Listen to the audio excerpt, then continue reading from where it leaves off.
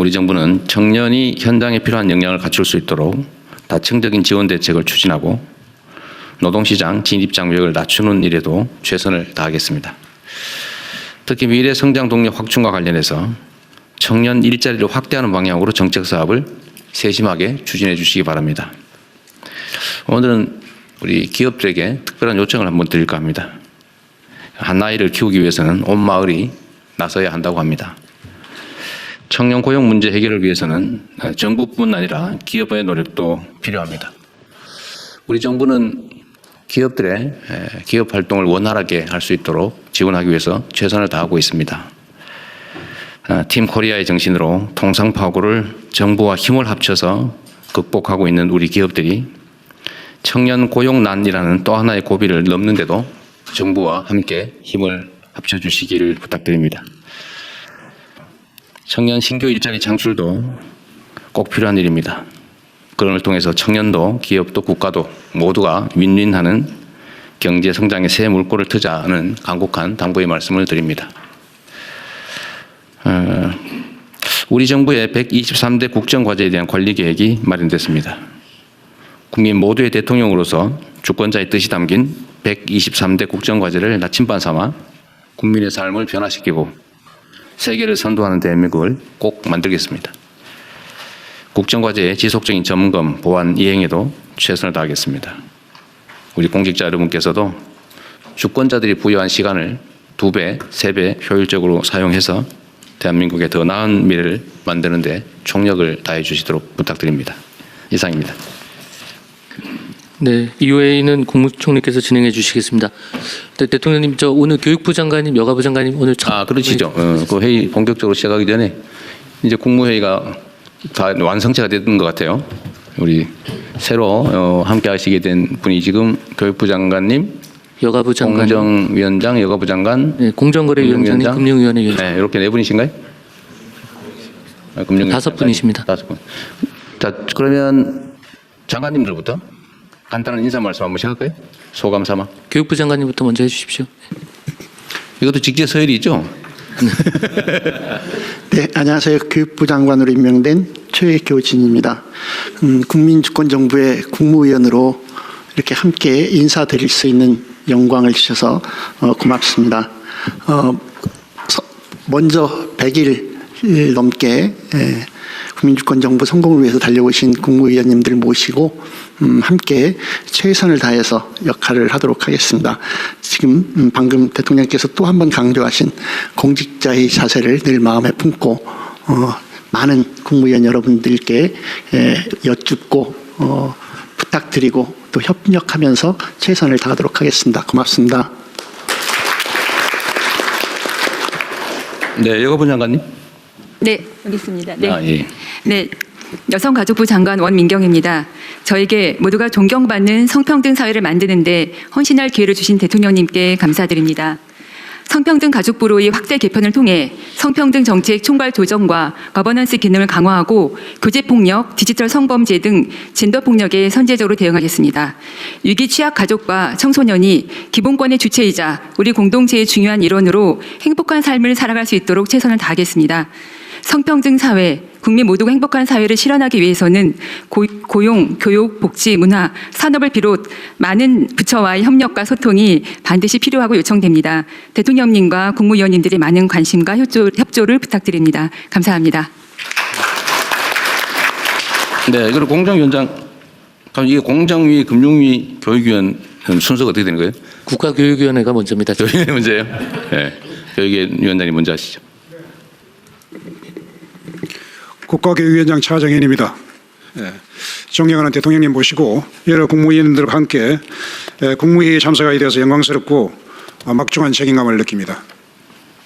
우리나라 교육의 근본 문제는 강고한 대입 경쟁 교육 체제 문제입니다. 중장기적 관점에서 근본적이고 종합적인 계획 방안을 만드는 데 최선을 다하겠습니다. 그동안 여러 이유로 국민들의 기대에 부응하는 데는 역부족이었습니다. 빠른 시일 내에 국가교육위원회를 정상화시켜서 국민이 요구하고 또 기다리고 계시는 교육개혁을 해내기 위해서 최선을 다하겠습니다. 고맙습니다. 네, 공정금융위는 직제서열이 어떻게 됩니까? 네, 공정위 위원장님 해주시죠. 공정위원장이 문제예요. 네. 네, 감사합니다. 공정거래위원장 맡게 된 주병기라고 합니다. 지금 국내외적으로 그리고 세계사적으로 한국사적으로 중대한 전환기를 맞이했다고 생각하고요. 이런 전환기에 이런 막중한 책임을 느끼고 막중한 사명감을 느끼고 있습니다. 중책을 맡겨주신 대통령께 깊이 감사드리고 여기 계신 모든 국민의원들 그리고 훌륭한 분들과 국정 운영에 참여하게 된 것을 영광스럽게 생각합니다. 공정위의 역할이 여러 부처가 지금 가지고 있는 현안들, 가령 산업안전이라든지 노동 양극화 문제 해소, 그리고 지속 성장의 과제를 위해서 산업혁신, 산업전환 이런 것들에 마중물이 될 수 있다고 생각합니다. 필요하면 언제든지 가서 같이 협력해서 변화를 이끌어낼 수 있는 그런 공정위원장으로서 역할을 하겠습니다. 감사합니다. 네, 금융위원장님. 네, 금융위원장 이용원입니다. 예, 한국 경제가 지금 저성장, 양극화라는 구조적 난제를 극복하고 대통령께서 말씀하신 지속성장이라는 새로운 미래를 열어가는 데 있어서 금융의 역할이 그 어느 때보다도 중요한 시점입니다. 이런 대전환의 시기에 막중한 중책을 맡게 되어 책임감이 무겁습니다.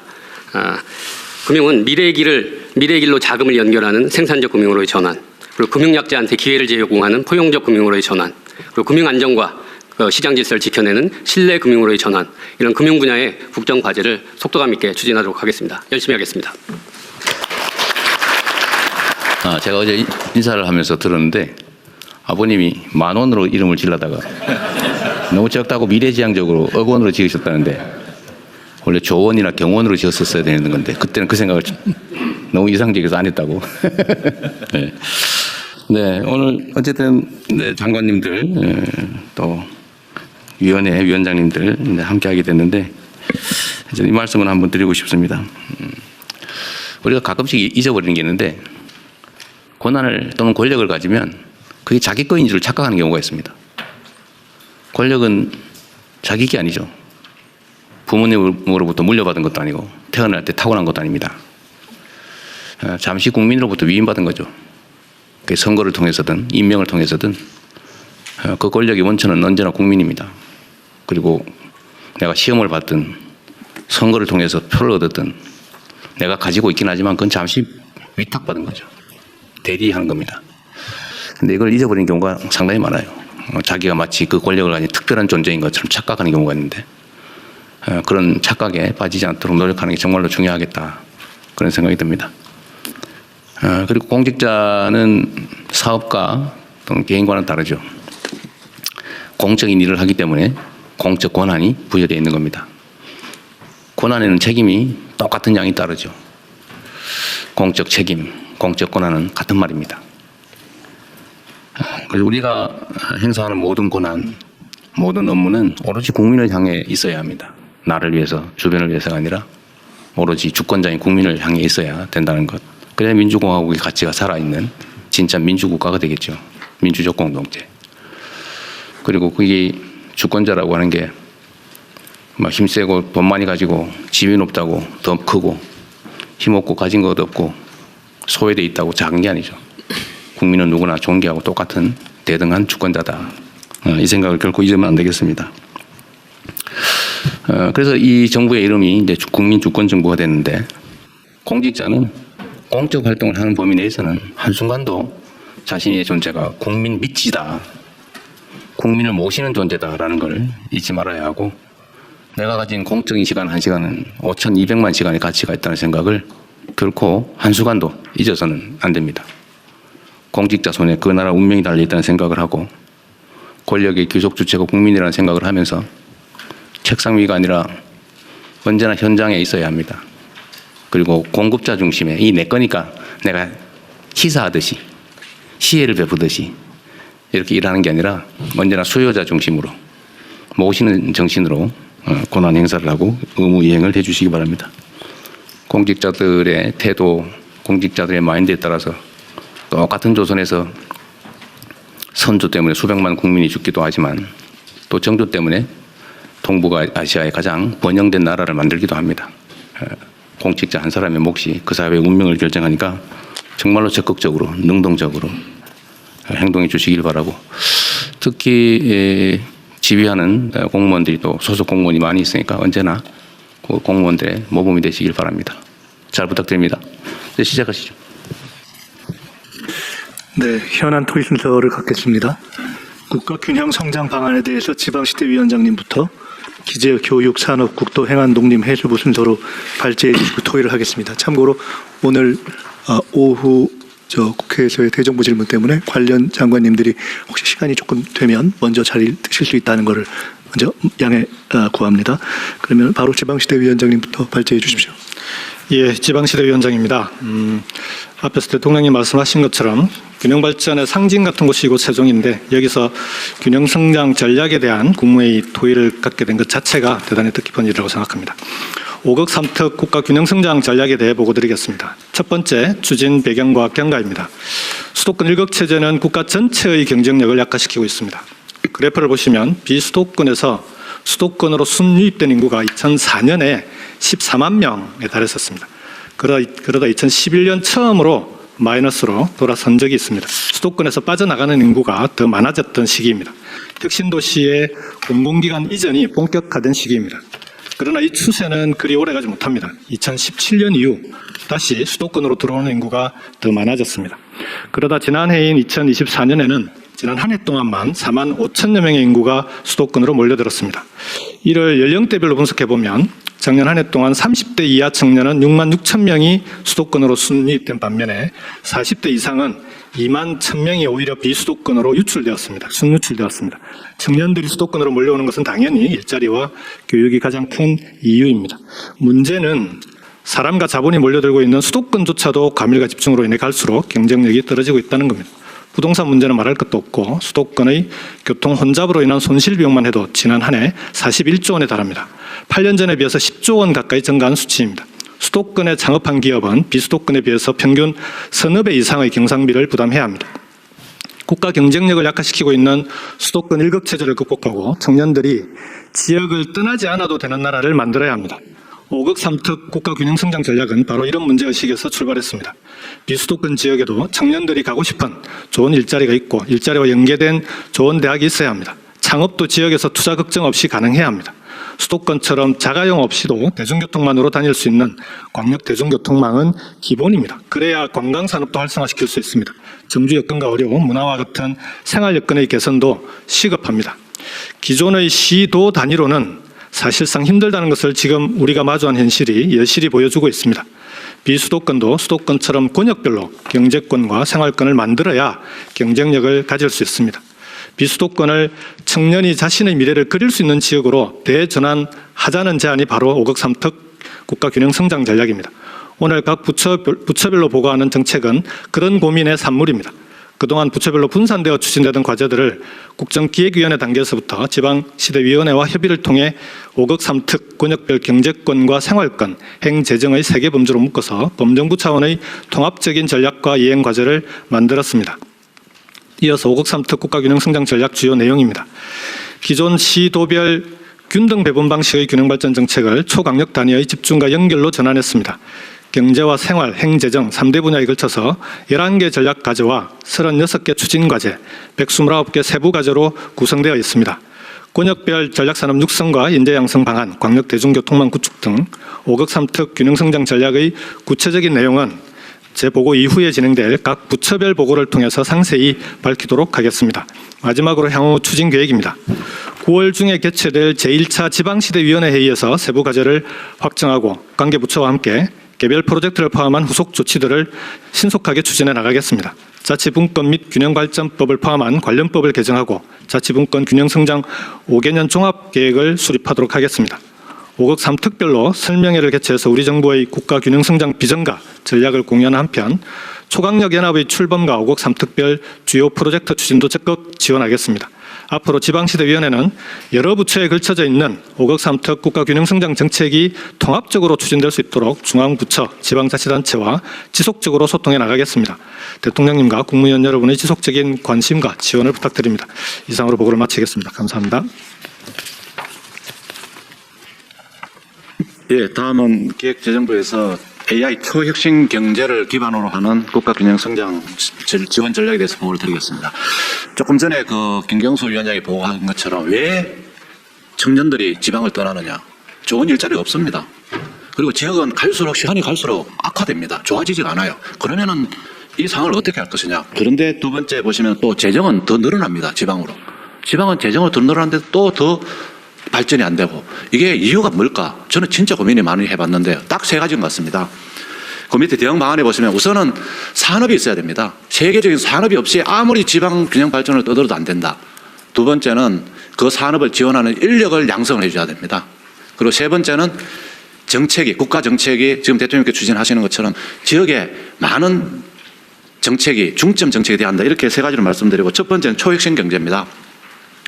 지역 전략 산업을 키워야 되는데요. 그래서 저희들이 그 새 정부 경제 정책 방향에서 한 초혁신 아이템을 빠른 시일 내에 성과를 내서 그 아이템을 가장 생태가 잘 맞는 지역으로 배치한다. 이게 1번입니다. 그래서 그 지역 전략 산업하고 연계된 지역의 생태계. 그럼 두 번째는 지역에서 청년들이 창업 혁신 생태계를 구축하지 않으면 이게 꿈이 없습니다. 그래서 제가 지금 그 4대 가견 총장님들 만났습니다. 그래서 카이스트는 중부권 담당, 그 다음에 울산 가교원은 부울경을 담당, 이런 식으로 권역별로 할당을 좀 했었습니다. 책임지고 좀 혁신을 좀 할 수 있게, 청년들 창업할 수 있게 해라. 거기다가 거점 국립대를 연계시키고 또 지자체 창업을 연계시키고 또 지금 중기부나 산업부 등에서 하는 중앙에 이 창업을 연계시켜서 창업 생태가 혁신되지 않고서는 안 된다. 그리고 세 번째는 관광입니다. 문체부 장관님 계속 관광 말씀하시는데 이 관광도 토탈 관광이 돼야 됩니다. 문체부만의 관광이 아니고 농림부 장관님도 관광이 있어요. 해수부 장관님도 관광이 있습니다. 다 이런 토탈 관광이니까 관광지 조성은 문화부에서 하더라도 숙박, 교통, 음식, 쇼핑, 보는 거, 이게 토탈로 패키지로 해서 내년에 두 군데를 진짜 시범으로 지금 해보려고 생각하고 있습니다. 이런 식의 어떤 전략이 있어야 된다. 두 번째는 인재 양성입니다. 특히 대학을 지역 전략 산업과 연계한 인력 공급하는 전초기지를 확실하게 전환을 해야 됩니다. 그래서 어떤 생각을 가지고 있냐 하면은요, 지역에 있는 거점 국립대는 국가가 하는 거니까 모든 학과가 다 있습니다. 그런데 사립대는 특성화를 해야 됩니다. 나는 뭐에 특성화하겠다. 그러다 보면은 일반과를 빼야 됩니다. 일반과를 다 한꺼번에 안 됩니다. 그래서 일반과는 거점 국립대가 학점을 따면 되는 학점 공유 시스템을 만들려고 해서 지역에 맞는 인력을 확실하게 공급하는 게 하나가 있고요. 두 번째는 AI 인재 양성을 해야 됩니다. 그래서 특히 청년들을 다 AI 교육을 받는데 다 초청을 해서 6개월 또는 1년 반, 2년을 교육을 시켜서 이 청년들이 지역의 그 혁신 아이콘으로 이렇게 나서게 하는 게 그게 하나 되고요. 그 다음에 청년들이 이렇게 지역에 가려고 하면은 뭔가 재정적인 지원을 해줘야 됩니다. 그래서 이번에는 특별하게 인센티브를 줍니다. 비수도권 소대 중소기업에 취직하는 청년에 대해서는 일반 비수도권은 480만 원. 그 다음에 그 인구 감소 지역 중에서 우대 지역은 600만 원. 그리고 특별하게 더 인구 감소되는 그 특별 우대 지역은 720만, 이런 식으로 해서 지금 하려고 하고요. 그 다음에 지역 고용 활성화법을 만들어가지고 지역 주도로 지자체의 실정에 맞는 고용 정책을 수립하도록 지원해줘야 됩니다. 그래서 지금 이제 고용부에서 이 법을 내년 초에 만들게 되면은 이걸 하는데 더 예산을 집중적으로 배분할 계획을 했다는 말씀을 드리겠습니다. 그리고 세 번째는 지역 우대 정책입니다. 대통령께서 늘 말씀하시는 것처럼 지역에 자유를 줘야 됩니다. 그래서 내년도에는 이 지특계획의 포괄 보조를 늘려가지고 자유를 좀 확대하고 있습니다. 그리고 재정 지원 사업도 특별 지역, 우대 일반 지역으로 나눠서 지금 7개 사업에 대해서는 차등으로 해서 특별 지역이 갈수록 혜택을 더 많이 받는 이런 구조를 바꾸고 있다는 말씀을 드리고요.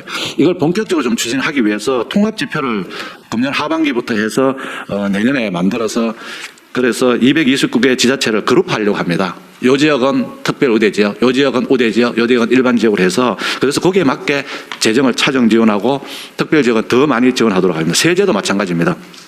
세제도 지방 이전 기업에 대해서는 낙후도 지역에 따라서 그 감면 기간을 다르게 차등화하려고 합니다. 예타도 마찬가지입니다. 예타도 지역 사업에 대해서는 지역 성장 이 전략에 얼마나 맞느냐에 따라서 그 사업은 경제성이라든지 그 다음에 정책성이 좀 떨어지더라도 과감하게 이 탄착점을 형성해서 지역이 발전하도록 하려고 합니다. 그래서 종합적으로는 초혁신 산업, 그걸 뒷받침하는 인력, 이걸 지원하는 정부의 차등 정책, 이 3박자가 갖춰져야지만 그나마 지역이 좀 발전할 수 있지 않을까, 이런 생각을 가지고 기획재정부에서는 이런 방향으로 정책을 확실하게 좀 추진해 나갈 계획입니다. 이상입니다. 네. 제가 하나만 좀 공고라 그럴까 의견을 하나 내겠습니다. 지금 이제 각계 정책마다 이렇게 어려운 정도에 따라서 예를 들면 이제 수도권보다는 지방 중에서도 인구 소멸 위험 지역을 또 인구 소멸 현실화된 지역을 이게 단계별로 지금 대개 한 4단계 정도 돼 있죠. 수도권, 비수도권, 일반 지역, 그다음에 우대 지역, 특별 소멸 지역. 이 4단계로 돼 있는데 이 정책 집행을 하다 보면 획일적 기준으로 정해가지고 열심히 노력하는 지방 정부가 손해 보는 경우가 있거든요. 예를 들면 어떤 거냐면 인구가 줄어드는 정도에 따라서 지금 구분해 놨잖아요. 근데 예를 들면 제가 자꾸 이 예를 들어서 좀 그러긴 한데 신안이 군으로만 구성되어 있는 지방 기초정부인데 거기가 인구가 다시 늘고 있단 말이에요. 근데 거기는 원래 가장 나쁜 어려운 지역인데 늘어난 이유는 해당 지역 지방정부가 노력을 해서 그러니까 태양광 발전하는 거에 일정 수입을 지역 주민들한테 배당을 하고 이게 계속 늘어날 가능성이 있으니까 자꾸 이사를 들어오는 바람에 인구가 늘어나잖아요. 근데 여기는 인구가 늘어나니까 라고 분류하면 안 된다. 알겠습니다. 예를 들면 그러니까 이게 예. 객관적 상황에 따라서 지원 규모를 정해야지 그냥 현상만 보고 그래서 열심히 노력한 데가 피해 보지 않도록 알겠습니다. 각별히 예. 기준을 잘 만들어달라. 객관적 합리적 알겠습니다. 기준을. 대통령께서 말씀하신 사항은 일단 현상을 가지고 저희들이 차정 지원하면서 노력하는 데 대해서 더 가지고 더 줘야지. 네, 노력해서 그렇게 개선됐다고 불이익 주면 안 된다고 말이죠. 알겠습니다. 네, 네. 네. 저도 잠깐 한 말씀 해도 될까요? 네, 네, 그러세요. 그 우리 기재부 장관님 그 부처님 말씀 주신 내용 중에 그 여기서는 아니어도 예타 제도에 대해서 좀 그 전체적인 국가 계획이 수립되고 지방 균형 여러 가지 진행이 되는데 실제 매우 구체적인 사업에서는 사실상 예타 제도를 통과해야만 하는 문제가 끼어 있거든요. 그래서 이 예타 제도에 대해서 좀 일부 변경 문제가 아니라 좀 근본적인 그 변화를 좀 시도하고 좀 그걸 개편하는 게 그게 되지 않으면 자체 지방균형, 국가균형 문제에 대한 자체적인 그런 그 계획들이 그런 요소에 의해서 이렇게 좀 꼬이고 좀 안 되고 이런 위험성이 진행되어 왔기 때문에 좀 그 문제는 별도로 얘기를 한번 해봤으면 좋겠습니다. 네, 그러시죠. 네, 대통령 없으면 네. 대통령 저도 한 말씀. 네. 네. 누구세요? 저 환경부 장관입니다. 지방에 좋은 일자리를 많이 만드는 것을 여러 가지 고민을 해봐야 됩니다만 우선 좋은 기업에 청년 고용을 늘리는 데 인센티브를 확대할 필요가 있다고 봅니다.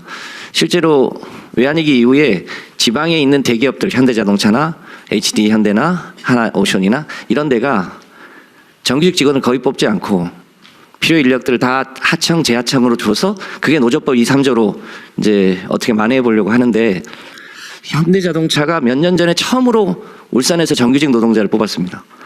거의 뭐 100대 1 이상의 경쟁을 하고 취업을 했는데요. 지금도 우선 할 수 있는 일은 현대중공업, 지금 HD 현대인데요. 하나오션이나 이런 기왕의 대기업군이 지방에 꽤 있거든요.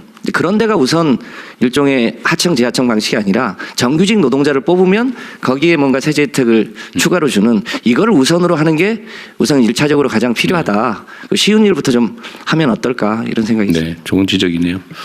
그래서 우리가 지금 기업의 문화가 바뀌어서 그런데 전에는 다 좋은 자원을 뽑아서 교육 훈련 시켜서 네, 썼는데 요즘은 교육 훈련을 자기들이 안 하고 세상에 힘든 데서 굴러서 막 고생해가지고 역량이 생기면 이제 경력직으로 뽑아버리잖아요. 합리적인 측면도 있긴 하지만 또 한편으로는 좀 가혹한 측면도 있는데 어쨌든 그게 실질적으로 좀 가능하도록 지원하는 것도 고민을 좀 해야 될 것 같긴 해요. 이번에 제가 기업 측에 좀 부탁을 해서 청년들 신입 채용을 좀 해볼 생각인데 근데 이게 선의로만 안 되잖아요. 그죠? 거기에 대해서는 어떤 지원이나 혜택이 가능하도록 특히 지방 좀 좋은 지적 같습니다. 네. 더 없으면 교육부 보고로 넘어가죠. 네. 다음으로 국가 균형 성장에 부응하기 위한 지방대학 육성 방안에 대해서 보고드리겠습니다. 다른 분야도 마찬가지지만 우리나라는 우수한 대학의 수도권 쏠림이 계속되고 있습니다. 이것은 청년들의 수도권 쏠림을 더욱 가속화하고 수도권과 비수도권의 격차를 더욱 크게 만들고 있습니다. 그래서 서울대로 상징화되는 우수대학을 지역 곳곳에 육성하는 소위 서울대 10개 만들기가 국가 균형 성장을 위해서 필요한 이유입니다. 지방대학 육성 방안을 말씀드리겠습니다. 먼저 인재 양성 국가 균형 거점으로서 거점 국립대의 혁신입니다. 5극 3특 성장 엔진과 연계한 지산 학연 협력 기반 연구대학으로 거점 국립대를 혁신하겠습니다. AI 시대의 해외 국가들은 연구 중심 대학과 연구소 그리고 기업체의 역량을 한데 결집하고 혁신적인 공동 연구로 초격차 기술을 확보하려고 애쓰고 있습니다. 우리나라 거점 국립대학도 5극 3특 성장 엔진 분야를 중심으로 학부, 대학원, 연구소를 패키지로 지원해서 특성화 분야의 연구대학을 육성하겠습니다. 특성화 연구대학은 석 박사급 인재 양성과 응용 융합 연구에 집중하는 한편 연구 성과를 기술 이전하거나 사업화해서 산업 성장을 뒷받침할 것입니다. 이를 위해서는 지역 내 기업, 출연연, 과학기술원, 지역 대학들과 전면적인 협력 체계가 필수적입니다. 인재 양성과 공동 연구 같은 전면적 협력을 통해서 단기에 거점 국립대의 경쟁력을 끌어올리겠습니다. 특히 연구대학의 성과를 창출하는 핵심이라고 할 수 있는 우수 교원을 유치할 수 있게 연구비나 정주 지원 패키지를 마련하고 기업과 출연연 등에 자유롭게 겸임 또는 겸직을 하면서 현장에 필요한 연구에 매진할 수 있도록 하겠습니다. 8쪽입니다. 다음으로 모든 거점 국립대의 학부 교육 혁신으로 가고 싶은 대학을 만들겠습니다. 현재 우리 사회는 AI 시대에 필요한 기본 역량과 글로벌 경쟁력을 갖춘 현장 경험이 많은 인재를 원하고 있습니다. 또 최근 한 대학 연구소의 설문조사에 따르면 지방에 있지만 가고 싶은 대학은 어떤 대학이냐라는 질문에 학생과 학부모 청년들은 안정된 취업과 진로 보장 이것이 가장 중요하다고 답을 하고 있습니다. 이런 시대적인 사회적 요구에 부응해서 거점 국립대 학생이라면 누구나 학교에서 AI 기본 교육을 받도록 하고 글로벌 프로그램 참여 기회도 확대하면서 학교의 경계를 허무는 현장 기반 수업을 통해 수업이 곧 스펙이 되는 교육 체계를 만들겠습니다. 아울러 입학과 동시에 취업이 보장되고 기업 맞춤형 인재를 양성하는 계약학과를 확대해서 청년들의 취업 걱정을 덜어주도록 하겠습니다. 마지막으로 거점 국립대가 지역의 선도대학으로서 다른 지방대학과 자원을 함께 공유해서 중소규모 지방대학도 동반 성장할 수 있도록 지원하겠습니다. 이러한 거점 국립대 혁신을 뒷받침하기 위해서는 정부 차원의 전폭적인 지원이 당연히 필요합니다. 우선 안정적이고 지속적인 교육 재정 확충을 해 나가겠습니다. 향후 거점 국립대에 대한 지원은 5년간 약 4조 원 이상이 추가 소요될 것으로 예상하고 있습니다. 수도권과 비수도권 간 교육비 격차가 상당한 만큼 재정당국과 협력해서 필요한 재원을 단계적으로 확충해 나가야 할 것입니다. 정부 재정 지원과 함께 대학도 자체 수익을 확대하기 위하여 거점 국립대 학생 1인당 교육비를 2030년까지 단계적으로 상향할 수 있도록 하겠습니다. 다음으로 지방대학의 혁신을 위한 각종 규제 완화를 적극적으로 추진하겠습니다. 지방대 육성법의 고등교육 샌드박스 제도를 활용해서 지방대 교육 연구 경쟁력 제고를 위해 관계 부처와 협의하여 적극적으로 규제를 완화하겠습니다. 마지막으로 이른바 서울대 10개 만들기가 성공하려면 범부처가 함께 서울 10개 만들기가 병행되어야 한다고 생각합니다. 2024년 국무조정실의 조사에 따르면 비수도권 청년의 43.5%가 더 나은 일자리 기회를 찾아서 지역 이동을 희망한다고 합니다. 졸업 후 청년들이 자기 지역에서 역할을 할 수 있도록 모든 부처가 협력해서 지역에 좋은 청년 일자리를 만들고 정주 인프라 개선에 힘써야 할 것입니다. 거점 국립대를 중심으로 지방대학의 교육과 연구 역량을 대폭 강화하면 청년의 수도권 쏠림이 완화될 수 있을 것이고 지역 첨단 기업의 인재가 적기에 공급됨과 함께 입시 경쟁 해소에도 기여할 수 있을 것으로 기대합니다. 교육부는 관계 부처와 적극 협력해서 지역 성장을 뒷받침하는 거점 국립대를 육성하고 국가 균형 발전에 기여할 수 있도록 최선을 다하겠습니다. 이상 보고를 마치겠습니다. 고맙습니다. 교육부 장관님하고 교육위원장이 다 지방 출신이죠? 네. 왜 지방 출신을 교육장관과 교육위원장으로 했을까 생각해 보셨죠? 네, 생각을 많이 해봤습니다. 우리 교육위원장님 말씀을 간단히 한번 들어보도록 하겠습니다. 이 문제에 대해서. 네, 부산에서 고민을 많이 장관님께서 중요한 말씀 다 하셨는데요. 저는 이제 그 모든 부처에서 결국 국가 균형 발전의 핵심이 그 인재와 기업으로 나타납니다. 지금 기업에는 많은 관심을 가지는데 거기서 일할 인재에 대해서 생각을 가끔씩 놓치는 수가 있다고 봅니다. 거기서 일할 사람이 누구인가를 생각해 보셔야 됩니다. 지금 이제 수도권 대학에서 졸업을 하면은 이른바 취업 난방 한계선이 판교다 이런 말이 있습니다. 그래서 지역기업의 첨단 기업이나 대기업들이 네. 채용, 그 부분에서 큰 어려움을 겪고 있기 때문에 그 점에 좀 집중해서 여러 가지 방안을 생각하고 있습니다. 네. 이거 뭐 현상이야 우리가 다 이해하고 있는데 대책이 뭐냐 언제나 이거 실현 가능한 실효성 있는 대책이 뭐냐가 중요하겠죠. 뭐 연구 고민을 많이 해주시고요. 어쨌든 대학원 뭐 연구기관뿐만 아니라 초중고 교육 여건을 어떻게 만드냐도 매우 중요하지 않을까 싶네요. 네, 그렇습니다. 예, 대통령님 지방시대 위원장입니다. 네. 이쪽입니다. 이쪽이라 그러면 어차피 안 어느 쪽인지 모릅니다. 교육부 장관님께서 잘 정리를 해주셨는데요. 국정기획위원회에서 협의할 때부터 서울대 10개 만들기를 교육부의 고유 사업이 아니라 균형성장과 관련된 사업이다라는 걸 여러 번 협의를 통해서 이제 지금까지 여기까지 정리가 되어 왔는데요. 교육부 차원에서는 잘 정리가 된 것 같은데 문제는 이제 현장에 대학들 내려가 보면 교육부 사업만 있는 게 아니라 여러 부처의 사업들이 중복되는 것들이 되게 많습니다. 예를 들면 산업부의 첨단산업 특성화대학 사업도 있는데 이것도 교육부가 진행하는 지금 서울대 10개 만들기나 라이즈 사업하고 비슷한 측면이 있고요.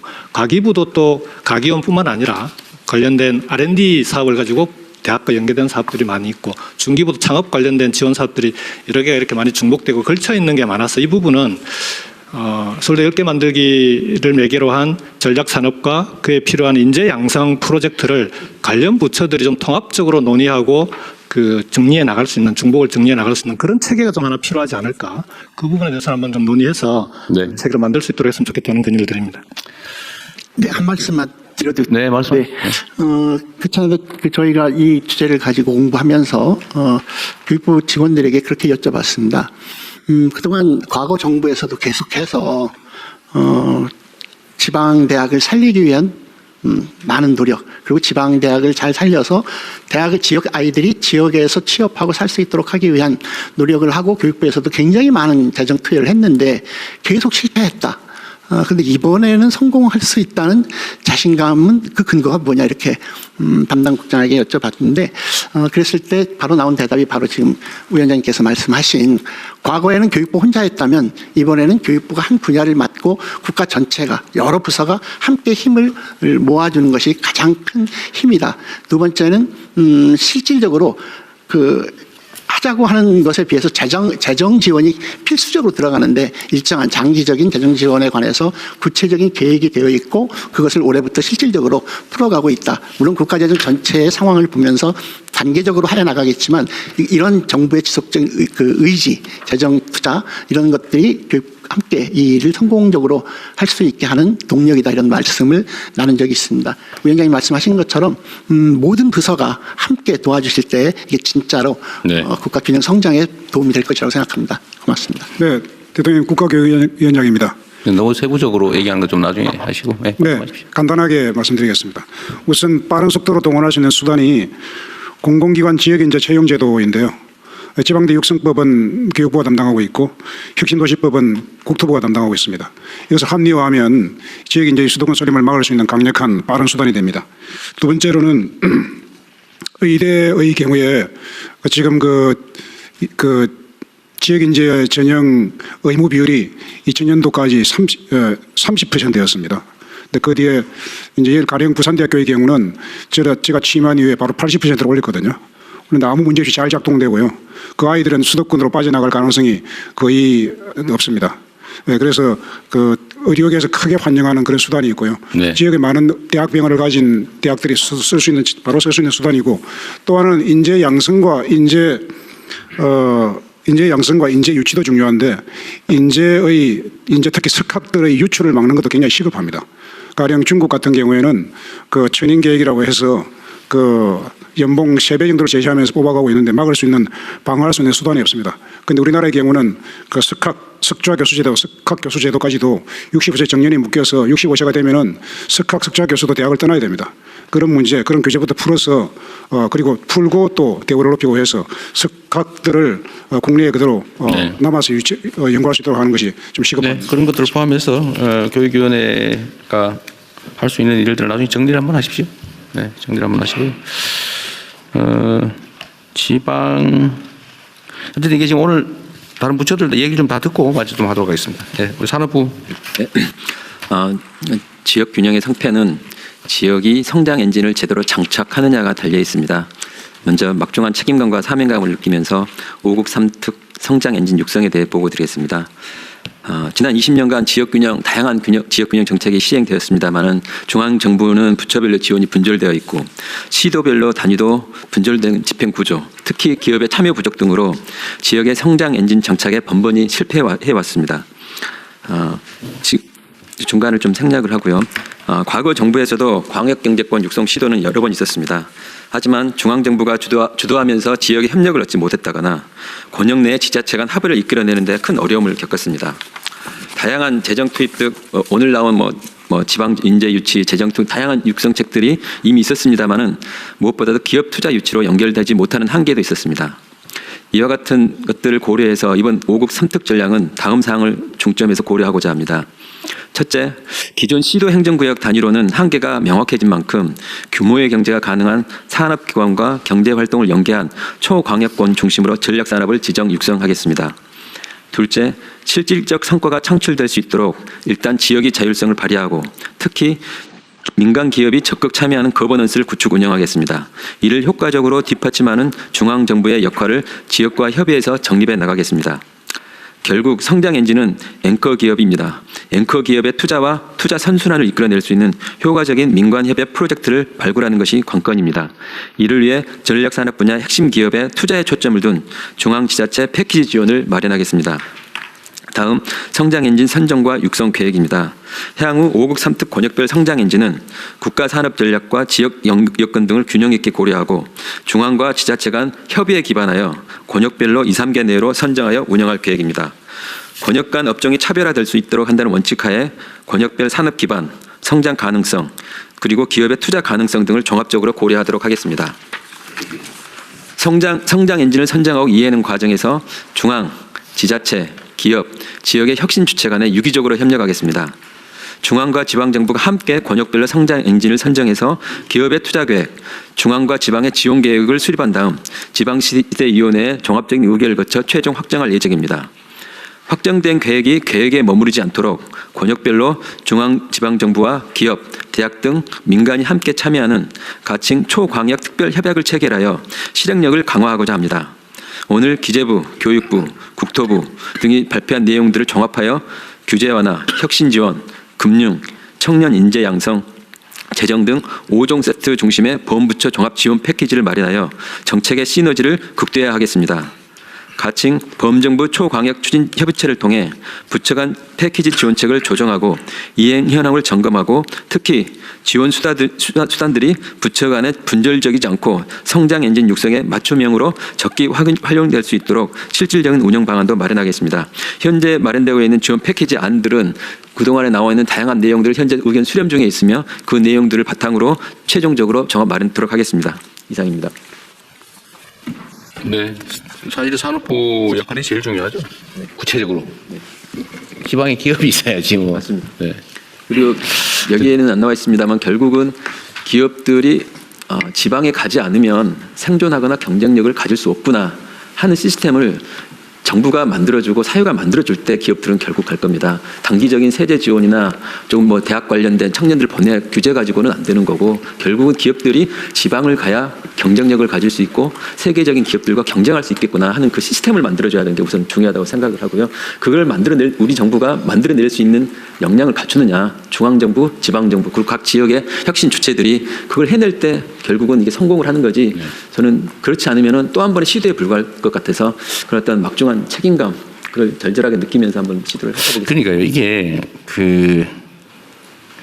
이제 객관적인 합리성이 중요한데 지금 예를 들면 우리나라에 수도권에 있으면 땅값도 비싸지 예를 들면 일단 비용도 많이 들지 물가도 비싸지 하여튼 이게 국제 경쟁력에 사실은 마이너스 요인이잖아요. 그죠?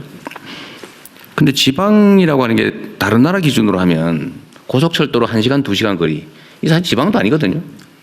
그건 뭐 하나의 그냥 초광역 정도에 해당되는데 우리나라는 아까 김경수 위원장 말씀하신 것처럼 요즘은 남방 한계선이 평택쯤으로 내려왔어요. 판교에서는 고급 연구 인력 그 정도가 이제 판교 남방 한계에서 내려 그러고 일반적인 수도권 취업 한계에서는 지금 평택까지 정도 내려와 있다 그러고 근데 그게 충청도까지 조금씩 내려오는 중이긴 한데 사실은 이제 호남, 영남, 뭐 충청, 강원 이런데 가면 예를 들면 지대도 쌓아야 되고 원래는 전기요금도 훨씬 쌓아야 되거든요. 생산지가 쌓아야 되잖아요. 근데 우리나라는 생산지하고 소비지가 엄청난 거리가 있고 그 송전 비용도 엄청나게 들어서 원래는 더 비싼데 똑같은 가격을 내니까 사실 지방이 역차별을 당하고 있는 거예요. 지방이 상대적으로 사실 비싸게 내고 있는 거라고. 안 그래도 어려운데 지방에 더 비용 부담을 더 하니까 지방으로 가기가 점점 어려워지는 거죠. 사실 이게 매우 비합리적인 상태입니다, 지금. 이걸 이제 합리적으로 좀 수정을 해 나가야죠, 하나씩. 최근에 말씀하신 대로 아리백 산단을 하면서 전기값 그리고 재생에너지의 수요가 그게 일종의 기업의 경쟁력의 중요한 요소가 되면서 기업들의 관심도가 굉장히 높아지고 있는 상황입니다. 그런 부분들이 일종의 지렛대 역할도 할 수 있을 거예요. 그러니까 산업부가 그 이제 기업의 입장을 잘 이해를 하니까 또 현장에서 오셨고 하니까 하여튼 기업 입장에서 뭘 어떻게 하면은 지방으로 가서 합리적 경쟁력을 갖게 될지를 사실은 수요자 입장에서 잘 판단을 해가지고 예를 들면 세제 지원을 하든 전기요금 지원을 하든 금융 지원을 하든 아주 싼 부지를 제공해 주든 뭐 지원을 늘리든 다 해야죠. 세제 지원도 해주고 재정 지원도 해주고. 네.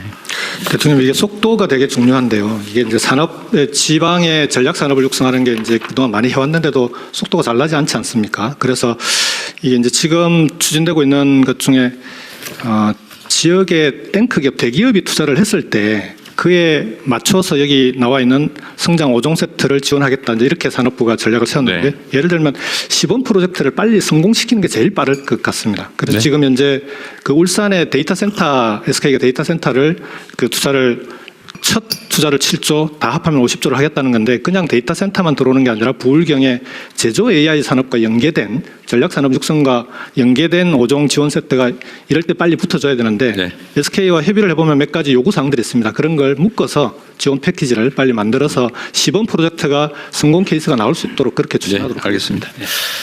네, 지금 총리께서 누구 가셔야 된다 그랬죠? 외교안보 통일국방. 외교통일국방부 장관님이십니다. 자, 또 다시 진행하십시오. 또 국토부. 예, 국토교통부 보고드리겠습니다. 그 5국 3특 국가 균형 성장을 위해서 그 저희 국토부가 마련한 좀 큰 틀에서는요. 첫 번째로는 기업과 인재가 모이는 첨단 산업 기반의 거점 도시를 육성하겠다는 거고요. 두 번째로는 중소도시 경제 생활 기반을 강화하겠다는 것. 세 번째로 광역 교통망을 확충하고 네 번째로는 공공기관 이전 문제, 또 행정수도 완성, 또 새만금 육성과 같은 문제로 그런 과제들을 적극 추진하겠다는 겁니다. 먼저 기업과 인재가 모이는 첨단 산업 기반의 거점 도시 육성입니다. 현재 국토부에서는 권역별로 전략 산업을 키울 수 있는 첨단 분야 국가산업단지 20곳을 조성하고 있습니다. 대전의 나노반도체, 광주의 미래차, 대구의 스마트 기술과 같이 각 지역별 특화 산업을 지원하는 첨단 국가산단을 만들겠습니다. 또한 이렇게 조성되는 국가산단은 AI 인프라라든가 알리백 전환의 베이스 캠프가 되도록 하겠다는 거고요. 국가산단의 알리백 기반이 잘 구축되면은 이 글로벌 기업을 지방에 유치할 수 있는 그런 기회가 될 거라고 생각합니다. 또한 중요하게 생각하고 있는 것은 현재 혁신 기업들 또 청년 인재들이 업무와 상업 또 주거 공간이 잘 어우러진 그런 혁신 공간을 굉장히 선호하고 있다는 거고요. 과거에 그 판교의 테크노밸리를 성공시킨 것처럼 도시 인프라를 갖춘 지방 대도시권에 국가산단의 제조 생산 기능 또 도심융합 특구의 혁신산업 공간 또 신도시의 여러 가지 주거 환경이 결합된 기업형 첨단 도시를 만들어내겠다는 겁니다. 또 이런 사업에 성공하려면 뭐 잘 아시겠지만 창업이라든가 R&D, 문화융합 등에서 범부처의 집중 지원이 필요하다고 생각하고 있습니다. 다음으로는 균형 성장의 또 다른 축으로 이 중소도시의 어떤 경제 생활 기반을 강화할 필요가 있습니다. 지난 20년 동안 인구 5만 명에서 20만 명 정도의 중소도시가 크게 줄어들어서 지금 뭐 인구 5만 명에도 미치지 못한 그런 많은 도시들이 지금 문제가 되고 있고요. 하지만 이런 지방 중소도시들이 가진 그 나름의 강점을 좀 산업적으로 육성할 필요가 있겠다는 것입니다. 뭐 김제시에서 했던 이삿짐 사다리사와 같은 특장차 분야에 대해서 투자 선도직으로 지정해서 세제 혜택이라든가 기반 시설을 지원해서 성공한 사례가 있기 때문에 이런 사례를 기반으로 해서 인구가 줄어드는 이 도시들이 연합해서 좀 기본적인 생활이 좀 될 수 있도록 돌봄이라든가 의료, 문화, 교통 등 좀 각각 역할을 나누어서 융합한다면 좀 더 좋은 중소도시의 어떤 발전 모델을 만들 수 있겠다고 생각하고 있습니다. 또 이 서울과 수도권이 상당히 지금도 많이 부족하지만 그래도 촘촘한 이 광역 교통망이 상당히 세계적인 도시로 성장하는데 큰 밑거름이 되었다고 판단하는데요. 이 지방에도 광역 교통망을 적극적으로 확충하는 게 중요한 과제라고 생각하고 있습니다. 뭐 예를 들면 충청권 광역급행철도가 만들어지게 되면 대전청사 또 세종청사 또 청주공항 이렇게 해서 상당히 빠른 시간대로 이동할 수 있고 사실상 하나의 도시로 성장할 수 있는 그런 거점 도시로 육성될 수 있다고 생각합니다. 또 지방 광역권에도 이 수도권처럼 방사형 순환 도로망을 추진해서 뭔가 사람과 물리 이동이 빠르고 편리하게 이동할 수 있도록 만들어내겠다는 거고요. 지역의 관문 공항이 될 수 있는 가덕도라든가 대구 경북의 신공항 이런 것들에 대해서 지자체와 잘 협의해서 신속하게 추진할 수 있는 기반을 만들겠습니다. 여기에 이제 문체부와 같이 함께 한다면 이 지역 관광 자원을 활용한 관광 상품도 개발해서 더욱더 성장할 수 있는 기반이 만들어질 수 있다고 생각합니다. 다음으로 이제 저는 속도가 매우 중요한 문제라고 생각하고 있는데요. 공공기관 이전 문제라든가 세종시 이런 국가 균형 정책의 거점으로 될 수 있는 곳에 대해서 좀 빠르게 준비해서 진행을 해야 되겠다라고 생각하고 있고 1차 공공기관 이전 성과에 기반해서 2차 이전도 올해 하반기 중에 전수조사를 진행하고 26년도에 계획을 수립해서 27년도에는 선도 이전을 하도록 하겠고요. 이번 해수부 이전이 그런 제2차 공공기관 이전에 사실상 신호탄으로 되어서 해수부뿐만이 아니고 기타 여러 기관들이 이전할 수 있는 그런 준비를 차질 없이 진행해 나가겠습니다. 마지막으로 말씀드리고 싶은 것은 이 특별한 지원 체계가 필요하다는 겁니다.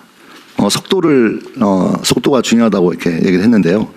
특히 도심 융합 특구 등 혁신 성장 거점에는 이 규제 특례, 세제 혜택, R&D 등 이 지원책들을 좀 몰아주자는 겁니다. 그래서 포괄적 인센티브 협약을 맺고 또 기업과 인재들이 좀 유인할 수 있는 그런 메가 특구를 실현해야 되겠다. 그래서 과거에 보통 예타 거치고 착공까지 4, 6년이 소요되는데 이런 시간들을 줄여서 속도를 높이기 위해서는 예타 면제라든가 또 신속 예타 아니면 좀 예타 제도에 대해서 근본적인 검토를 좀 해서 속도가 날 수 있도록 해야 되겠고요. 이런 어떤 균형 성장 핵심 사업을 뽑아서 빠르게 추진할 수 있는 광역권 성장지원 특별법도 추진할 생각을 가지고 있습니다.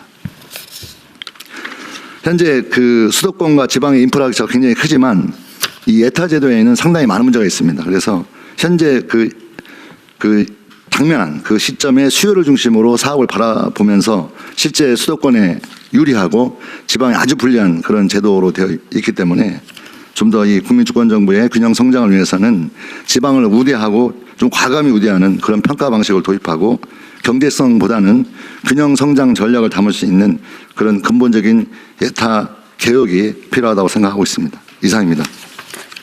네, 국토부는 어쨌든 지방의 인프라 구축이 중요한 업무인데 이런 생생용 인프라 예산 그거 잘 견뎌내셔야 됩니다. 네.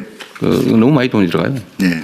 민원성 낭비되지 않도록 잘 지켜주시기 바랍니다. 네, 다음 행안부. 네, 행안부 보고 드리겠습니다. 행정안전부의 보고 제목은 진짜 균형 성장으로 잡았습니다. 진짜 균형 성장은 역대 정부의 균형 성장이 한계가 있었다는 인식하에 이재명 정부의 균형 성장 정책은 반드시 성과를 내야 한다는 의지를 담고 있습니다. 이를 위해서 지방 자생력 강화, 또 지방 소멸 위기 극복, 지역사회 연대 회복의 세 가지 축을 중심으로 보고 드리겠습니다. 먼저 지방 자생력 강화입니다. 5급 상특에 대해서 많이 설명을 해주셨는데요. 5급 상특 구현을 위한 제도적 기반을 강화하겠습니다. 5대 초광역권 특별지방자치단체를 활성화하기 위해서 사무 이양 요청 등 권한을 확대하고 또 국가공무원 파견과 또 소속 행정기관 설치를 허용하는 등의 이 적극적인 추진을 하겠습니다. 또 전북, 강원, 제주 등 3개 특별자치도는 특화 발전에 필요한 특례를 지속적으로 확대하고 주민들의 의사에 기반한 행정체제 개편도 지원하겠습니다. 아울러 행정통합, 특례시 지원, 컴팩트시티 육성 등 지역 거점 육성을 위한 노력도 지속하겠습니다. 다음은 그리고요. 지자체의 정책 결정과 집행에 대한 권한 강화도 매우 중요합니다. 국가자치분권 균형성장 회의를 신설해서 국가 차원의 자치분권 균형성장 논의에 지자체가 확고한 주체로 참여할 수 있도록 하겠습니다. 그리고 사무의 일괄 이양, 행정 입법에 의해서 자치 입법권 침해 방지도 적극 추진하겠습니다. 이와 더불어서 지방 재정 확충과 자율성 확대를 위해서 현재 75대 25 수준의 국세 대 지방세 비율을 7대 3까지 개선해 나가고 20여 년 가까이 19.24%에 머무르고 있는 지방 교부세 법정 비율을 단계적으로 하는 한편 국고 보조 사업 혁신 등도 관계 부처와 적극 협의해 나가겠습니다. 다음 페이지입니다. 현재 심각해지고 있는 지방 소멸 위기 극복에 대해서도 말씀드리겠습니다. 먼저 대통령님께서도 여러 차례 말씀하셨습니다만 수도권과의 거리 등을 고려한 차등 지원 통합 지수 개발을 11월까지 완료해서 각 부처가 활용할 수 있도록 하겠습니다. 또 지방세 감면도 수도권보다 비수도권과 인구 감소 지역이 더 혜택을 받을 수 있도록 재설계하겠습니다. 여기서 간단히 또 말씀드릴 것은 아까 신안군 예를 드셨지 않습니까? 네. 그 신안군에서 아마 관심을 가지고 있는 것은 인구 감소 지역이 2021년도에 지정이 돼서 22년부터 내년까지 5년간 정부의 그 재정 지원을 받아왔습니다. 그런데 내년에 이제 다시 5년을 지원할 지역을 선정하게 됩니다. 탈락 확정했던데요? 예, 그래서 지금 그렇게 된 이유가 600명 늘었다고? 예, 지방 소멸 위기에 대한 대응 차원에서 만들어진 것인데 인구 감소 지역이라는 명칭을 쓰고 있습니다. 그렇다 특히 뭐 이렇게 쓴 것은 인구를 주된 선정 기준으로 삼았기 때문입니다. 그래서 인구도 물론 중요한 기준이겠습니다만 종합적인 그 판단이 필요하다라는 점에서 인구 감소 지역 2차 선정에 앞서서 가칭으로 이 지방 인구 활력 지역 이런 이 명칭을 쓰고 인구뿐만 아니라 다양한 지방의 활력을 불어넣어서 그 지역을 더 활성화시키고 인구를 늘릴 수 있는 그런 지역을 선정한다는 하는 쪽으로 이렇게 제도를 개선해서 그 문제를 해결해 나가겠습니다. 예, 이어서 계속 말씀드리겠습니다. 각종 균형 발전 시책은 실질적인 인구 유입으로 이어질 수 있도록 사람 중심으로 바꿔나가겠습니다. 지방소멸 대응기금은 현재 시설 위주의 지원에서 사람, 일자리, 마을 중심의 사업에 투입될 수 있도록 패러다임을 전환하겠습니다. 또한 국토부와 협업해서 주거, 일자리, 돌봄, 또 뭐 문화라든가 이런 생활 인프라가 연계된 새로운 개념의 공공주택 사업으로 이런 그 인구 감소 지역, 인구 활력 지역을 대상으로 가칭 주민 행복 마을 사업도 계획 중에 있습니다. 아울러 생활인구 등록제, 또 복수 주소제 도입, 그리고 마을 기업 육성 및 고향사랑 기부제 활성화 등의 시책을 적극 추진해서 인구와 경제의 선순환 구조를 확립해 나가겠습니다.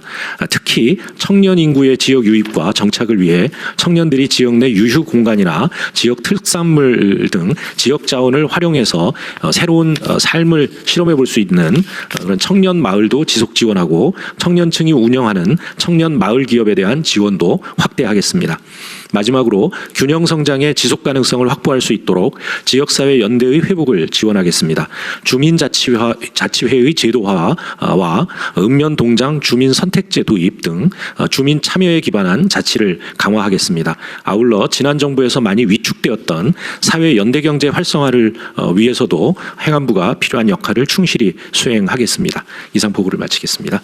네, 수고하셨고요. 마지막 그 말씀하신 거, 네. 소위 사회적 경제 부분을 전임 정부에서 엄청나게 지금 축소시켜 놨잖아요, 그죠? 네, 그렇습니다. 이걸 빨리 복구를 해야 되는데 구체적 대책이 좀 있어요? 이 사회적 경제 담당은 어느 부처예요? 지금 기획재정부와 행정부 그 주무부서가 있을 거 아니에요? 이 정책의 주무부서가 분산돼 있나요? 저희들은 총괄하는 부서고요. 사회적 경제는 어디가 노동부에서도 일부 하고 있습니다. 네, 분산돼 있죠. 네네네. 이거 중무부처가 정해야 될 것 같은데. 이게 이제 지금까지는 기획재정부가 주도를 해왔고요. 이번에 그 국정과제 논의하는 과정에 행정안전부하고 공동으로 주관을 하도록 했는데 그렇게 된 이유는 이 사회연대경제가 정책은 중앙에서 정하지만 대부분의 일들이 지방자치단체에서 이루어지고 있습니다. 예, 그래서 그러한 점을 고려해서 이 지방을 좀 더 활성화시키고 지역의 공동체를 작동할 수 있게 하는 그런 이게 뭐 성격이 너무 다양해서 노동부 장관 뭐 하신 말씀 있어요? 네, 이 사회적 기업이 처음 출발할 때하고 대통령 말씀처럼 이제 성격이 다양해져 가지고 각 부처에 분산되어 있는 걸로 알고 있습니다. 그래서 저희 부서는 일단 1,000억 원 지난 정부에서 완전히 삭감됐던 거 1,000억 원 예산 복구해가지고 기재부에서 승인해 주셔가지고 했는데 이게 처음에는 이제 지역의 단체들에서 이제 사회적 했는데 이제 지금은 이제 지역 고용하고도 직결되어 있고 네. 그래서 우리 노동부에서도 예를 들자면 돌봄 노동이라든지 그러니까 이 기업이 만들어내는 재화와 서비스의 성격이 사회적이냐라는 기업에 대해서 적극 지원하고 그런 것들이 지역 일자리로 연계될 수 있도록 고민하고 있습니다. 좀 더 설명을 드리면은요, 사회연대 경제에서 이제 사회적 기업이 차지하는 영역이 있고요. 그 다음에 이제 협동조합이 차지하는 영역이 있습니다. 근데 지금 협동조합은 기재부가 소관을 하고 있습니다. 기재부 소관이요? 예. 기재부 별걸 다 하시네. 그 다음에 제가 기재위 하면서 거기다 붙여놔가지고. 거기다 붙여요. 근데 거기에다가 이제 협동조합은 또 사회적 협동조합이 있습니다. 그 외에 이제 신협은 금융위원회가 맡고 있고요. 생활협동조합 그러니까 알겠는데 네, 이게 어쨌든 성격이 워낙 다양하고 목표도 다양하기 때문에 분산되는 건 기본적으로 맞는데 그래도 이 사회적 경제 영역을 우리가 키우는 이유가 있는데 그 이유가 가장 부합하는 부처가 주관은 해줘야지. 내가 뭐 다 떨어져 가지고 이게 뭐가 뭔지도 모르게 통합도 안 되고 이러면 안 될 것 같은데 총리실에서요 이 사회적 경제 부문을 어느 부처가 주로 할지 다른 부처에 분산돼 있더라도 최소한 통계라도 가지고 있고 좀 그래 방향이라도 정해주고 그래야 되잖아요. 저 대통령님 허락해 주시면 한 말씀 드려드리겠습니다. 말씀하십시오. 예, 이게 경제 정책의 한 부분이긴 합니다만 이것이 주로 지방자치 지역에서 이루어지는 일이고 특히 사회 연대 경제는 공동체와 떼어놓을 수 없는 이 영역입니다. 그래서 이 그 지역 공동체를 담당하고 있는 행안부로 맡겨주시면 열심히 하겠습니다. 아니, 제가 보기도 그럴 것 같긴 한데. 대통령님 잠깐 현장의 목소리 짧게 좀 전달하겠습니다. 짧게 하십시오. 네. 사회적 경제, 사회연대 경제 주체들하고 이 문제를 협의를 해왔는데요. 두 가지입니다. 하나는 성격을 보면 행안부가 맞는데. 아니야 잠깐만요. 그 얘기 여기서 내가 결정하자. 그래서 대통령 잠깐만요. 그래서 그쪽의 요구 사항은 기재부 대신 행안부로 갈 거면 사회적 금융을 해결해 달라는 겁니다. 그래서 이 부분이 해결되면 계속 기재부를 요청하는 이유가 예산이나 금융 지원이 잘 안 되니까 그런 건데 이 문제를 해결해 주면 이 총괄하는 문제를 여튼 그 문제를 포함해서 여기서는 얘기해봐야 밤새야 될 것 같으니까요. 총리실에서 다 부처 의견들을 주거 부서를 정하는 방식을 맞는지 아니면 협의를 하는 방식이 맞는지 정리를 하겠습니다. 네, 정리를 해서 어딘가에는 총괄을 좀 해야 될 것 같아요. 그리고 이게 고용 자체를 목표로 하는 또는 공익을 목표로 하는 경제 활동도 있다는 걸 저는 이거 잘 모르는데. 그다음 또 한 가지는 얘기 나온 김에 그 공공 서비스 중에 가능하면 이 사회적 경제 방식으로 위탁을 주든지 일을 맡기는 거를 정부 차원에서 좀 국가 차원에서 좀 확장하면 좋겠어요. 이게 지금 양극화하고도 관계가 있는데 그 불공정하고도 관계가 있고 예를 들면 대표적인 게 지금 청소 용역 그러니까 지방 정부의 청소 용역 같은 건데 이거를 다 수의계약하든지 해가지고 특정 업자한테 맡기니까 그 설계된 청소 노동자 임금을 중간에 떼먹어요. 제가 이것 때문에 빨갱이로 몰린 일이 있는데 하여튼 뭐 자랑삼아 한마디 하면 하여튼 청소 노동자들이 만든 사회적 기업 협동조합 이런 데다가 청소 용역을 주고 이거를 돈벌이가 아니라 공익적으로만 쓰게 수익이 나면 그러면 떼먹을 이유가 없어지잖아요. 네. 처우도 좋아지고 불만도 적어지고 자기 일이니까 열심히 하고 이게 모두에게 좋은데 이걸 이명박 정부 때 제가 성남시장 하면서 했다가 이명박 대통령이 이 국무회의에서 야 저거 정말 잘한 거다 훌륭하다 이래가지고 벤치마킹 다니고 그랬거든요. 그래서 1년 후에는 나를 빨갱이로 몰더라고 갑자기. 거기에 민노당 당원들이 있다는 이유로. 그래서 제가 갑자기 종북이 자금줄이 됐는데 지금도 사실은 이 사회적 경제 영역을 키워야 되는데 공공 서비스 부분을 위탁을 주는 걸 통해 가지고 훈련도 좀 하고 공정성도 확보하고 좀 그래야 될 필요가 있을 것 같고요.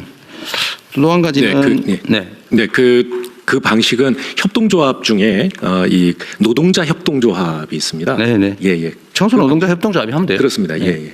그 어차피 뭐 일정 기간 지나면 재위탁 선정하니까 그때 청소 노동자 조합의 경쟁을 시켜가지고 잘 된 데다 맡기면 됩니다. 예, 그렇습니다. 그걸 정부 지침을 만들든지 해가지고 좀 해주면 좋을 것 같고요.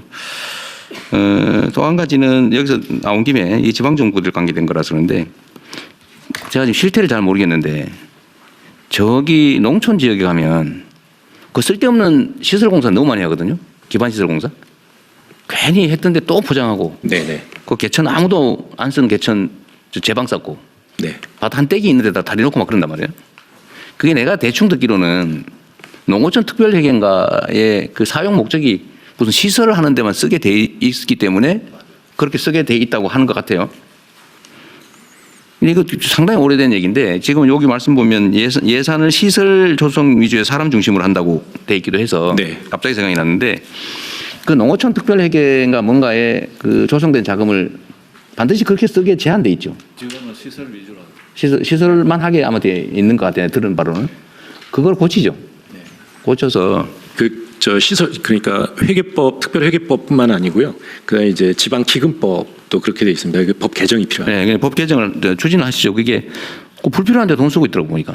예. 그 예산은 있고 시설만 해야 되니까 시설을 했던 데 또 하고 불필요한데 계속해요. 농촌 지역 가 보면 차라리 그거 가지고 기본소득 지급이라든지. 기본소득 지급이나 지역사랑 상품권 주는 게 훨씬 낫습니다. 그거 하나 하고요. 행안부 얘기를 자꾸 얘기하게 되는데 요 다음에 농식품부가 갑자기 왜 농촌 재생에너지 기본소득을 농식품부가 하고 있지? 지방 행안부에서 해야 되는 거 아니에요? 네. 지방자치단체들이 하는 그 농어촌이라고 해서 대통령님 농어촌이라고 해서 농림부가 하겠다 그러고 또 행안부는 지방이니까 행안부가 해야 되니까 그래서 저희들은 뭐 잘하는 데서 하자. 그러면은 요 햇빛 연금 문제는 농식품부 얘기를 들어보고 얘기를 좀 하기로 하죠. 예, 농식품부 보고 드리겠습니다. 농업농촌 발전 방안에 대해서 보고 드리겠습니다. 올해를 돌아보면 산청에 산사태도 있었고 강릉에 가뭄도 있었습니다. 이게 기후위기 때문이라고들 말씀하시는 분들이 많은데요. 기후위기와 고령화, 지방소멸 문제의 핵심이기도 하고 농촌의 사실 문제이기도 합니다. 그런데 동시에 여주 구양리에 가서 보니까 태양광 발전을 통해서 주민들이 상당히 희망을 느끼고 있었습니다. 그래서 저는 이 두 장면이 대조적으로 우리 사회의 위기와 기회를 표현한다고 생각을 했습니다. 그래서 동시에 작은 정책의 전환으로 주민들의 삶을 바꿀 수 있다라는 생각을 하고 있고요. 우리가 지금 5극 3특 균형 발전을 논의하고 있는데 여기에서 사실 누락될 수 있는 게 작은 마을에서 살고 있는 농어촌 주민들의 또 삶입니다. 그래서 그런 각도에서 저희들이 지역 활력을 높이고 균형 발전과 혁신 성장에 기여할 수 있는 몇 가지 구상들을 준비해 봤습니다. 첫 번째로 재생에너지와 기본소득 등을 통해서 새로운 농촌의 지역 순환경제 모델을 구축하도록 하겠습니다. 먼저 농촌의 부존한 자원을 활용해서 에너지 자립 마을을 확산시키고 있는 중이었습니다. 그런데 그 일환으로 영농을 하면서 동시에 태양광 발전을 통해서 영농형 태양광 활성화를 할 수 있는 그런 정책을 도입하고자 합니다. 이것은 재생에너지 지구를 통해서 집적화를 하고 반드시 농지 등의 규제 완화가 수반되어야 가능합니다. 그래서 저희들은 농지의 그 타용도 시설 사용 기간을 8년에서 23년까지 확대하고 이 사업의 주체로서 영농형 태양광이기 때문에 농업인과 농업법인이 함께 할 수 있는 이런 방안을 구상하고 있습니다. 동시에 여주 구양리처럼 공용부지를 활용해서 태양광 발전 수익을 마을의 공공기금으로 활용하는 햇빛 소득 마을을 올해 10개소 선정을 할 것이고 내년도에 100개소, 그래서 2030년까지 전국에 500개소 확대하려고 계획을 하고 있습니다. 그리고 동시에 인구 소멸 위기 지역에 농어촌 기본소득을 시범 사업을 도입하려고 합니다. 아까 대통령께서 왜 이것을 농식품부에서 하느냐라고 말씀을 주셨는데요. 저희들이 하고 있는 기존의 돌봄 공동체 사업 등 그 연계 사업을 같이 함으로써 효능감을 좀 높일 수 있고 이것을 모니터링과 성과 분석을 통해서 확산할 가능성을 좀 검증해 보려고 합니다. 이때 신재생 에너지를 활용한 특히 태양광을 활용한 그 개발 이익을 기본소득의 그 자원으로 환원하는 모델을 구축하는 것이 매우 중요하다고 봅니다. 그리고 여기에는 그 신재생 에너지 활용의 자원이 되는 것이 농지를 포함해서 그 농촌 마을에 분포하고 있는 많은 마을 주민들의 공용 자원입니다. 그런 차원에서 저희는 이 재생에너지와 기본소득을 중심으로 새로운 농촌의 순환경제 모델을 구축하려고 합니다. 두 번째는 농촌하면 농사짓는 공간 이렇게 오해하기가 쉽습니다. 그런데 농촌은 그 농사짓는 공간임과 동시에 사람들이 살아가는 삼터이고 농업 이외에 다른 연관된 비즈니스를 하는 일터이면서 많은 분들이 관광을 하고 쉬기 위해서 오는 또 쉼터로서의 공간이기도 합니다. 이런 차원에서 농촌을 이렇게 다기능적 공간으로 바꾸어서 균형 성장에 기여할 수 있다고 봅니다. 저희들이 지금 하고 있는 건 순창과 신안군이 필두로 해서 계획을 수립했는데요. 자기 지역을 그 특성에 맞게 농촌 공간 계획이라고 해서 다양한 특화지구까지 구현한 이런 모델들을 만들고 있습니다. 내년까지는 139개 시군이 농촌 공간 계획을 모두 수립하게 됩니다. 그리고 농촌 안에는 빈집이 굉장히 많습니다. 인구가 줄어들면서 빈집이 문제거리로 등장을 했는데 실은 빈집은 문제가 아니라 자원으로 재생할 수 있는 가능성이 매우 높습니다. 농촌 빈집 7만 8천 호를 저희들이 조사를 완료했고 이것을 재생할 수 있도록 농촌 빈집 정비 특별법을 연내에 제정을 하고 지금 빈집 은행을 통해서 농촌 빈집이 거래가 될 수 있도록 그런 작업도 추진 중에 있습니다. 동시에 농촌 생활권 조성 재생을 지원하는 농촌 협약 프로그램이 있습니다. 이 농촌 협약 프로그램을 지방시대위원회와 함께 지역발전 투자 협약으로 연계해서 범부처 통합 지원할 수 있도록 확대하도록 하겠습니다. 다음 페이지입니다. 농촌은 넓은 면적의 인구가 분산 분포하기 때문에 기초 서비스의 공급에 있어서 양도 부족하고 질적으로도 굉장히 조악합니다. 이런 서비스 공급 방식을 읍내나 면소재지에 있는 시설에 사람들이 방문하는 형태에서 서비스를 아예 딜리버리, 배달하는 방식으로 바꾸고자 합니다. 그 일환으로 저희들이 농어촌 왕진버스 사업을 추진하고 있고 이것을 보다 확대하고자 합니다. 그리고 엊그저께 발대식을 했습니다만 찾아가는 농촌형 이동장터라고 해서 자동차에 농촌 주민들이 필요로 하는 생필품이나 식품을 싣고 그 장터를 이동하는 이런 사업도 시작을 했습니다. 이런 작은 서비스들이 농촌 주민들한테 굉장한 만족감을 주고 있습니다. 동시에 농촌형 교통모델이라고 해서 1,000원 택시 혹은 수용납병 버스 등을 운영을 해왔습니다. 근데 이 중에서 전남 영암이 최근에 AI를 바탕으로 해서 수요 예측 교통 모델을 해보니까 오히려 평균 대기 시간이 90분에서 26분으로 줄고 운영하는 비용도 그 4억 3천만 원을 절약하는 이런 새로운 모델들이 발굴되고 있습니다. 그래서 이런 것들을 1,000원 택시나 수용 답변 버스를 AI로 전환하는 농촌 교통 모델을 확산하고자 합니다.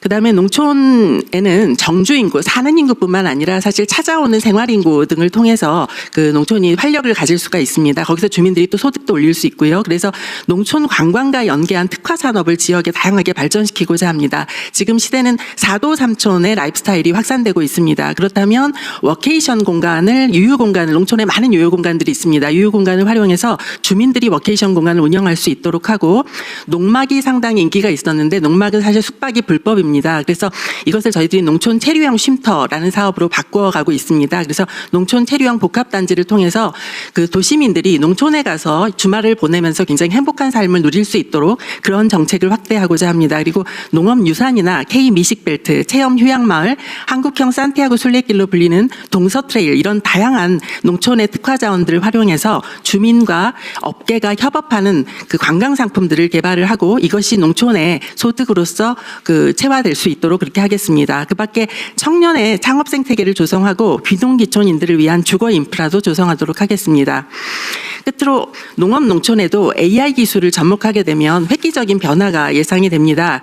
일단 농업 부문에 있어서 스마트팜이라는 것이 있는데 스마트팜에 AI를 적용하게 되면 훨씬 더 고도화된 모델을 만들 수가 있고요. 그다음에 농촌의 생활 환경에 있어서도 아까 수요응답형 교통 모델이 보여준 것처럼 굉장한 편리성을 확보할 수 있게 됩니다. 그래서 농업농촌 전 분야의 대대적인 AI 접목을 통해서 농업농촌을 발전시키고자 합니다.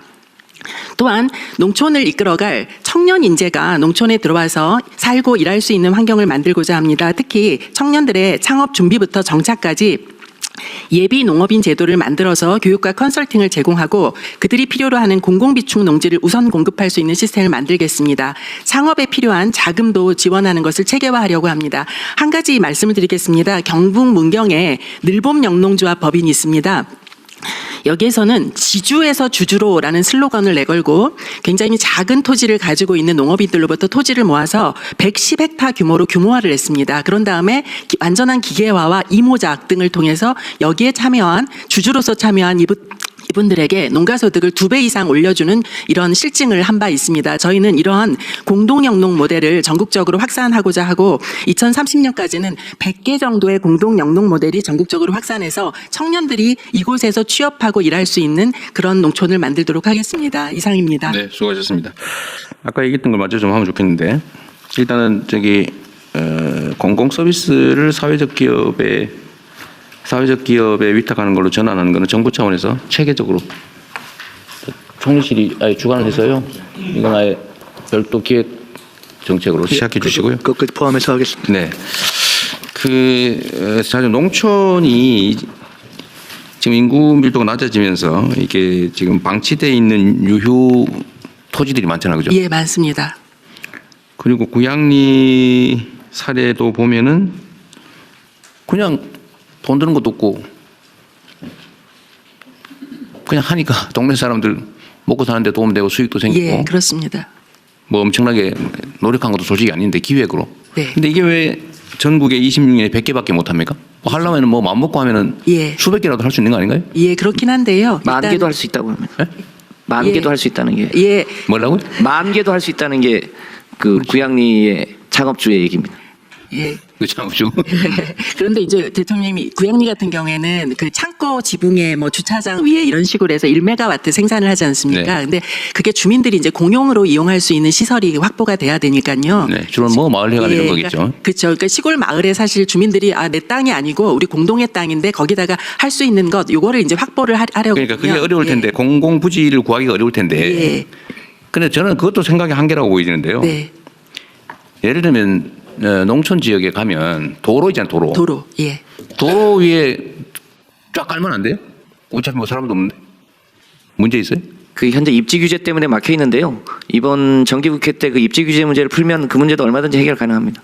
아니 저는 그냥 농지나 공공용지를 구하기 어려우면 예. 그 시골에 있는 농촌에 있는 도로, 예. 농로, 예. 하천 조그만씩 하니까 예. 그냥 이렇게 세워서 쫙 깔면 되지 않습니까? 어려운가? 지자체장이 그 지역의 주민들을 협동조합을 만들게 하고 그 협동조합에 임대해주면 가능한데요.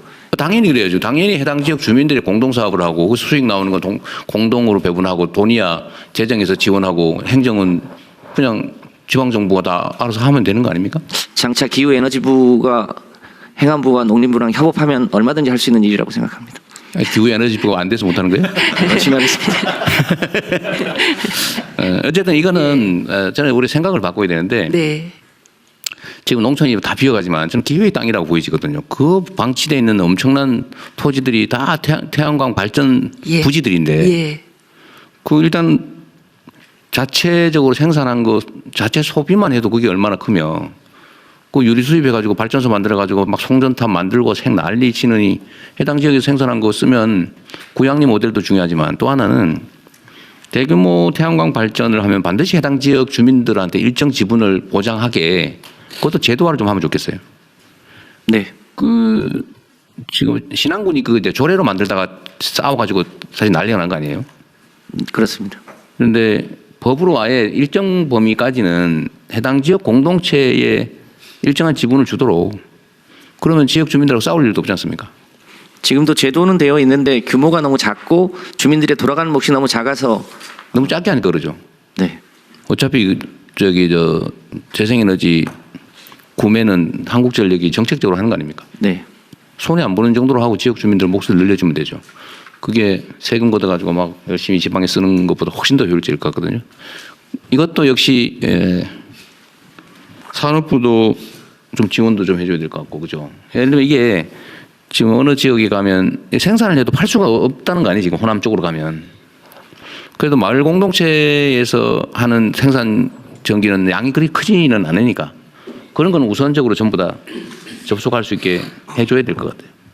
그 여유가 충분히 있을 것 같고. 앞으로 이제 기후에너지부가 되시면 그러려고 하는데 이게 잘 안 되는 슬쩍 발을 빼는데요.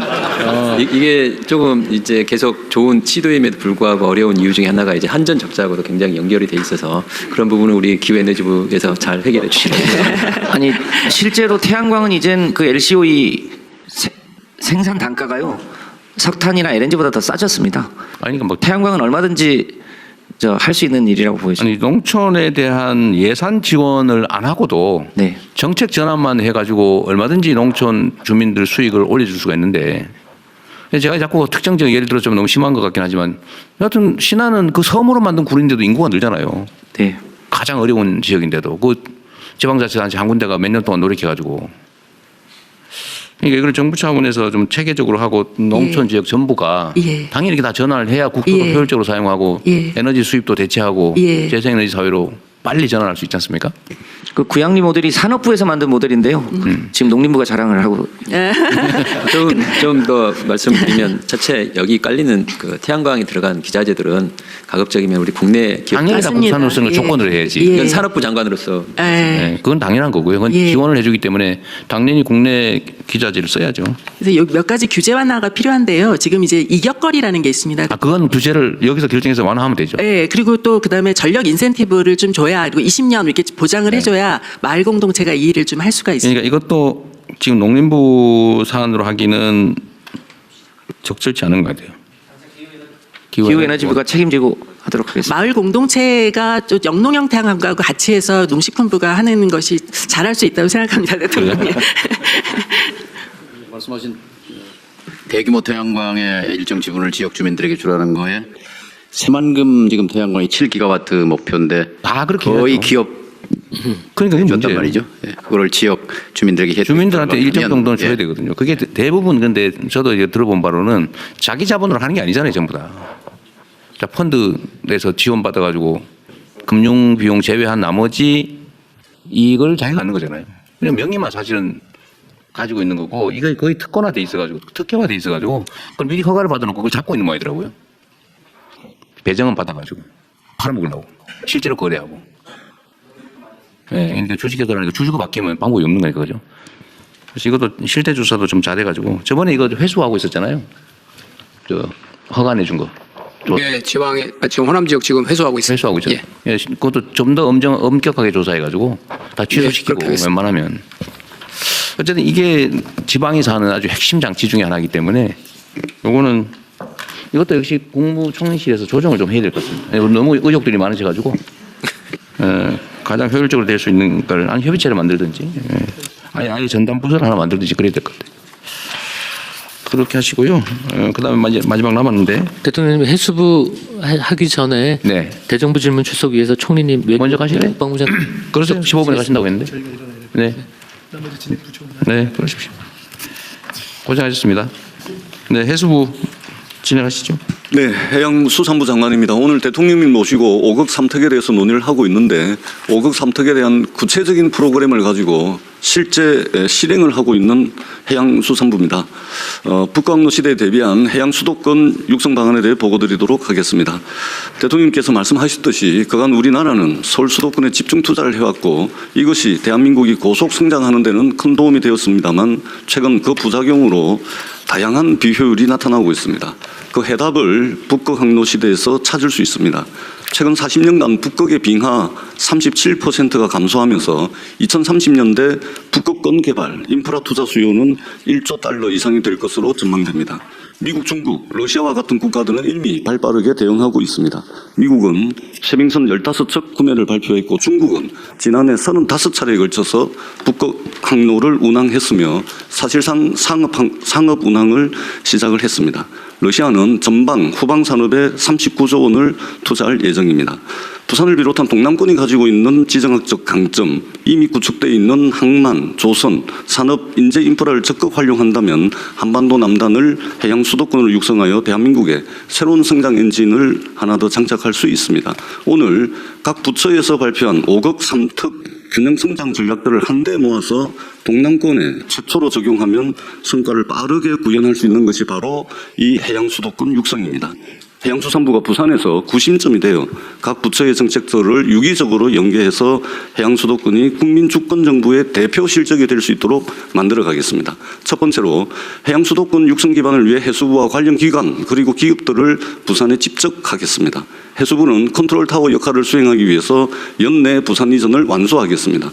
이전 청사의 내부 공사를 서둘러 착수해서 12월에 부산 이전을 완료하고 잠정적으로 12월 30일 개청식을 할 수 있도록 준비하겠습니다.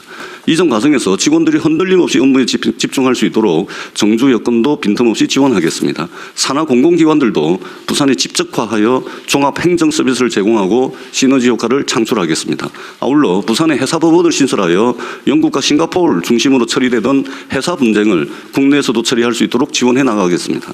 해사 분야 전문성을 높이고 소송 편의도 개선해서 외국에서 처리해 오던 해사 분쟁을 국내에서 처리한다면 연간 3천억 원 이상의 국부 유출을 막을 수 있을 것으로 기대됩니다.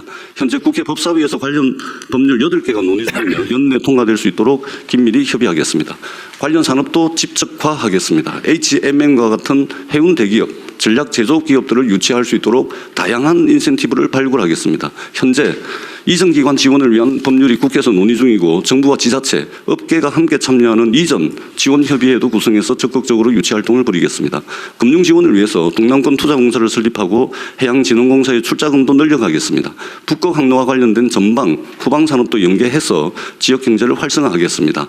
국적 선사와 협의해서 내년부터 북극 항로 시범 운항을 추진하고 주요 거점에는 물류 인프라를 확보하도록 하겠습니다. 쉐빙 기능을 가진 컨테이너선 건조 기술을 개발하고 내년부터 쉐빙 기능을 보유한 선박을 건조하는 민간 선사에는 최대 110억 원까지 지원하겠습니다. 부산 진해, 여수 광양, 울산 포항 등 주요 항만을 화물별 특화 인프라로 구축하고 항만 배후 지역도 조선산업, 철강산업, 항만산업과 같이 특성화된 산업단지로 조성하겠습니다.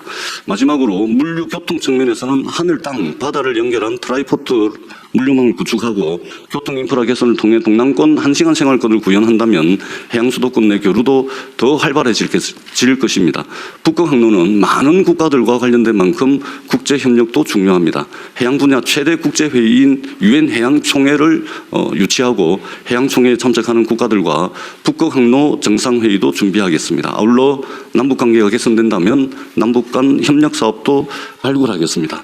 북극 항로 시대를 잘 준비하고 선점하기 위해 범정부 지원 조직이라고 할 수 있는 북극 항로 추진본부 설치를 행정안전부와 협의를 하고 있는데 잘 협의토록 하겠습니다.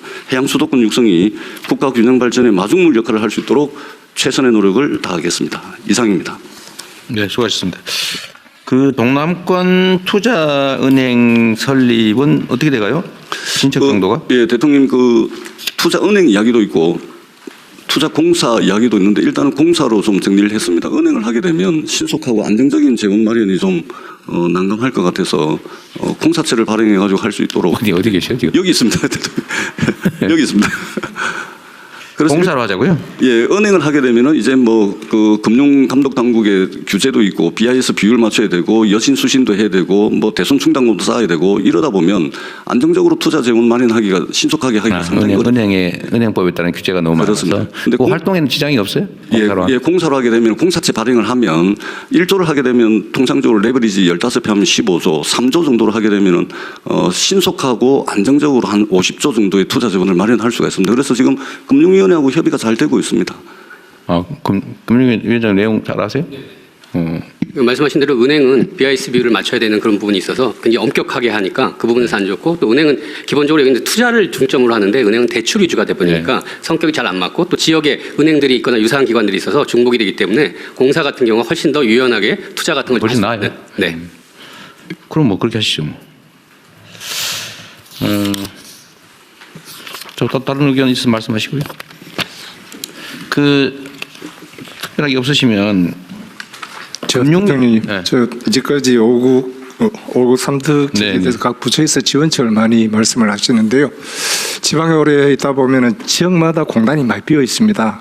그 공단에 기업들이 들어오는 것이 관건이 아닌가 이런 판단을 해서 기업인들을 만나보면은 중소중견기업의 창업 세대가 거의 70이 넘습니다.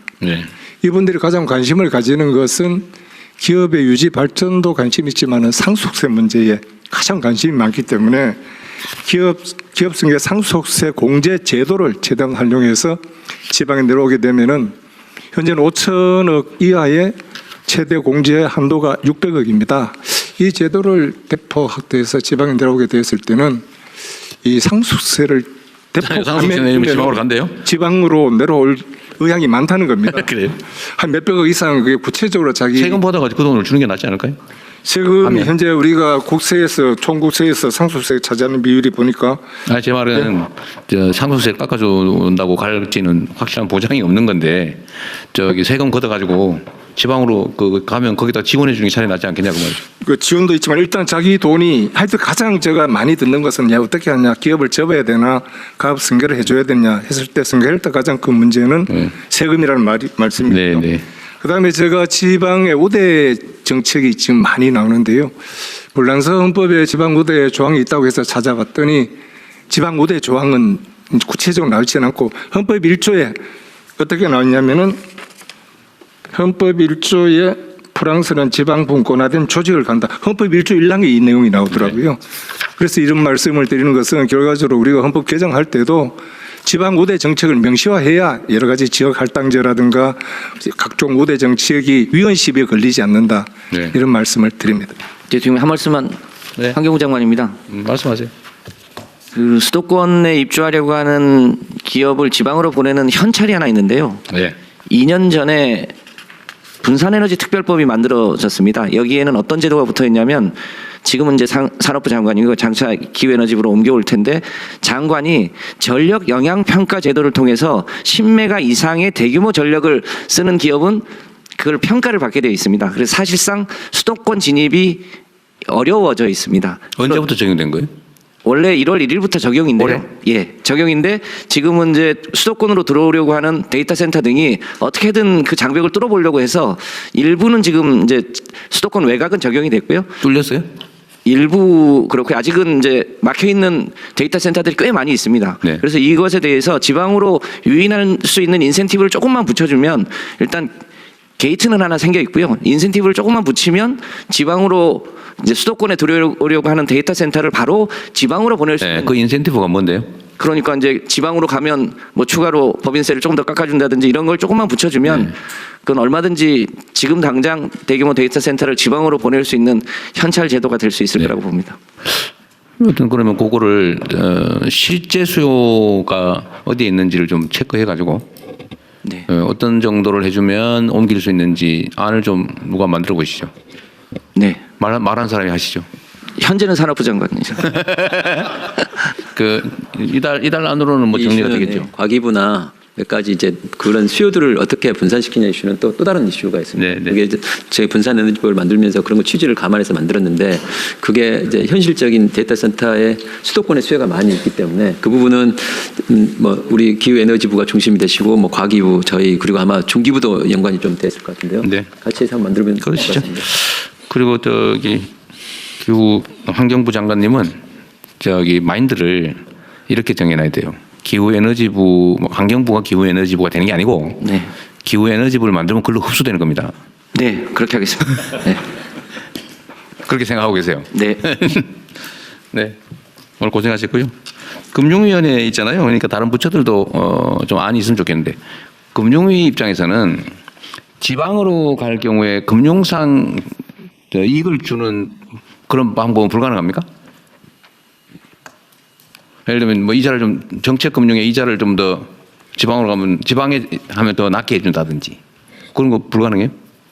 지금 현재 제도는 지역 재투자 제도라고 그래서요. 지역에서 수입을 받은 거는 지역으로 거기서 쓸 수 있게 그런 걸 해서 이제 평가를 하고 연계를 하고 뭐 시금고 같은 경우 할 때 인센티브를 주든지 뭐 그런 식으로 지역 자체에서 뭔가 돌 수 있는 그런 생태계를 금융 측면에서 지원하는 뭐 그런 것들이 제도가 있습니다. 그러니까 그건 안 하면 고만인 것 같은데 보니까 할 수 있다. 그런 건 안 하면 고만이잖아요, 그죠? 제가 드리는 말씀은 소위 정책금융 특정한 정책 목표를 수행하기 위한 정부가 일종의 부담을 안는 그런 금융 제도가 많잖아요. 대출이든 투자든 그거를 지방에 더 예를 들면 이자를 더 싸게 해준다든지 뭐 혜택을 더 늘려준다든지 이렇게 하는 거는 가능하냐 아니면 하면 안 되냐 그 말입니다. 지방의 예를 들면 지방에서 집을 살 때 대출을 전세 대출을 해준다. 이자를 더 싸게 해주는 거지 수도권보다.